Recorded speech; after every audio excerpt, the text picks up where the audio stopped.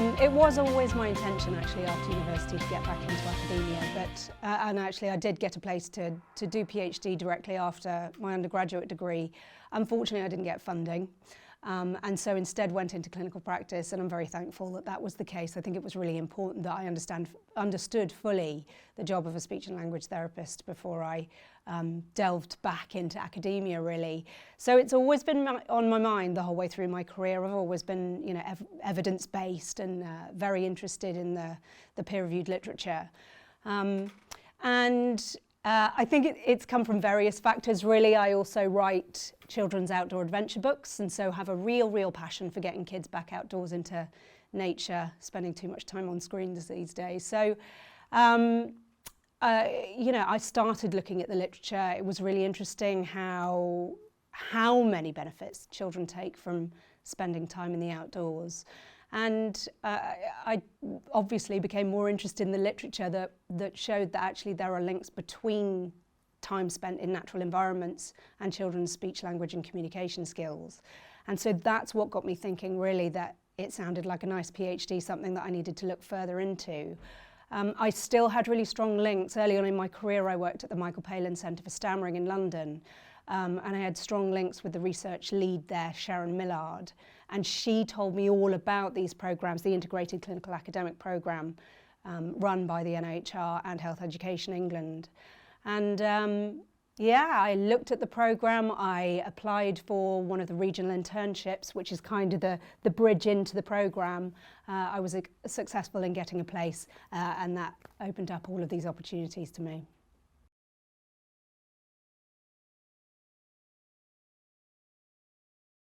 I think what's really exciting about these programmes that are offered by the National Institute for Health Research and Health Education England, it demonstrates that they now acknowledge and encourage allied health professionals into research. They understand that we are at the front line of clinical practice. And of course that's an optimal place to be when you're considering new knowledge development. And so giving allied health professionals, all allied health professions, nurse, midwives and pharmacists, these skills in research so that they can be clinicians but also bring research and new knowledge to the front line when they're interacting. They understand the populations that they work with. You know, we'll be bringing you know, new knowledge about these specific populations. And so the research will be of great benefit to them. It will make sense to them. I think it's really encouraging that the NIHR are seeing the value in our role as academics as well at the front line.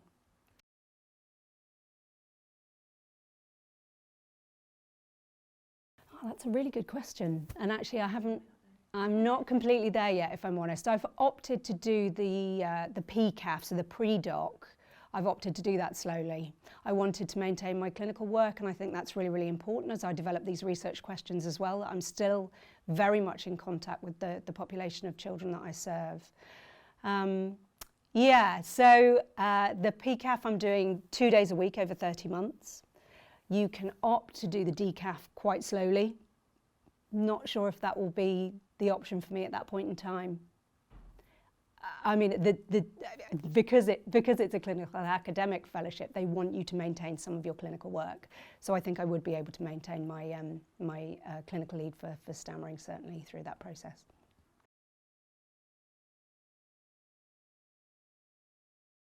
So I lead a small team of specialist speech and language therapists who work with children who stammer and their families across Shropshire, Telford and Wrekin. We offer specialist assessment and therapy to all children who stammer, and that can come in the form, certainly at a therapy level, that can come in the form of group therapy, bringing children who stammer together to meet each other, to problem solve together, to develop communication skills, or it can happen individually as well. And we run a lot of the specialist interventions, evidence-based, from the Michael Palin Centre for Stammering in London, such as Palin parent-child interaction therapy, family communication skills. It's about really, you know, there's been a massive change really in the culture of speech and language therapy for children who stammer over the last decade. very much moving away from the medical model and looking at it as a problem that needs fixing, and towards actually looking at what can society do to help these children, because it really is just a difference, not a deficit. And we want these kids, whether they go on to stammer or not, we want them to feel strong, emotionally resilient, confident, and have real strength and depth in their communication skills.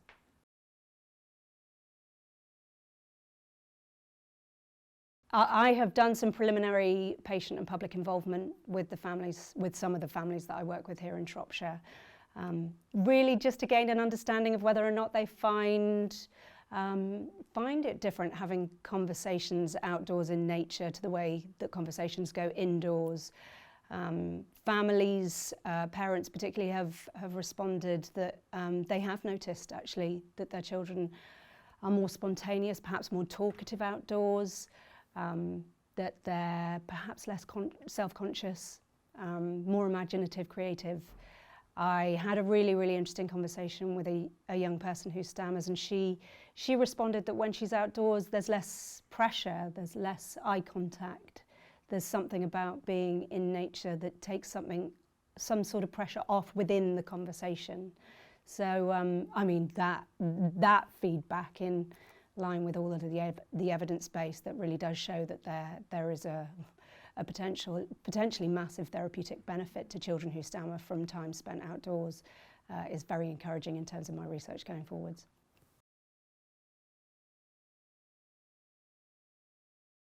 At the moment, I am biding my time a little bit in terms of implementing the outcome of my interest, really. At the moment I'm at the point where I'm doing a systematic review of all the literature. I'm developing my doctorate proposal, and it's all very much kind of a synthesis really of theory and of some of the evidence base, but it's about constructing a concept, a hypothesis that we can then test. At this point, I don't think I've got to the point where I'm really prescribing time out in nature yet. I want to have that evidence before I can really start implementing it in my practice. It was a patient story of a family who had Palin parent-child interaction therapy with me.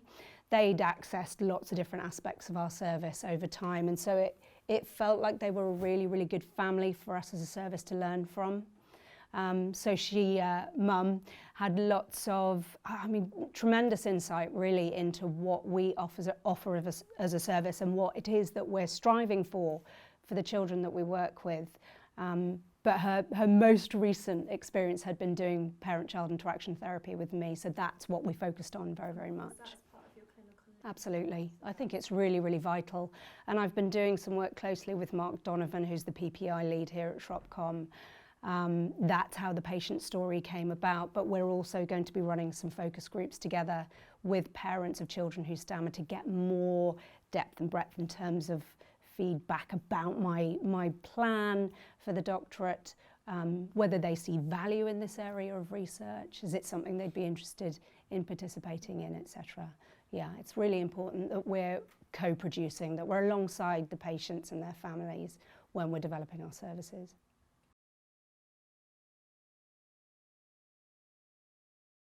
I don't feel short of support in the slightest. I think the speech and language therapy team, I think allied health within Shropcom in general is a massively supportive service, really collaborative in terms of peer supervision, peer support. For the research, well, my manager Alison Parkinson has been astonishing, really supporting me to make these applications, big applications that really made a demand on her time as well. And yeah, I can't even begin to describe how incredible it's been reaching out to the academic community for support with my research. I think maybe there's a perception that academia is in some way competitive. I haven't found that to be the case at all. I've reached out to professors all across the UK, and received funding actually for my systematic review protocol to be published, open access. That was paid for by Western Sydney University in Australia. Yeah, really incredible. But what I would say is that actually I think it's really important that you go out and you ask for the help. Making these connections, these bridges with academics, with people doing incredible things within kind of forest school, etc., wilderness schooling. It's important to go to these people and ask for the help, because actually the door, it seems to me, is always wide open. Everybody's been very, very receptive and very supportive. I recently have had a master's student with me. She's been involved in some of the clinical work that I've done, so I've been supporting her to develop skills in assessment and in therapy in all of my kind of clinical specialities, so stammering and voice. We've also developed the stammering team I Thrive model together as part of health promotion, so she's understanding what's happening on a national level in terms of supporting children and families of children who stammer. Yeah, and I think probably going forward I'd be really interested in having students as a part of my research too. I know that for my doctorate there's going to be a lot of data. I'm going to need some help transcribing that. So I'm really looking forward to being able to support them to develop those skills so that they can be a part of the project and potentially working towards co-authorship as well.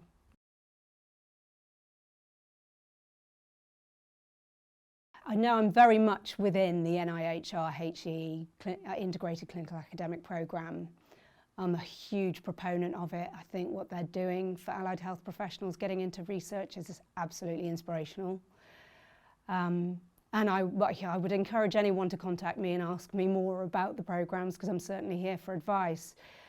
But I just think the way that they've constructed this framework in order to really support clinicians who've got a special interest in research to get those skills gradually and in a way that I think is sustainable. It really is a phenomenal investment in us, and it's exciting.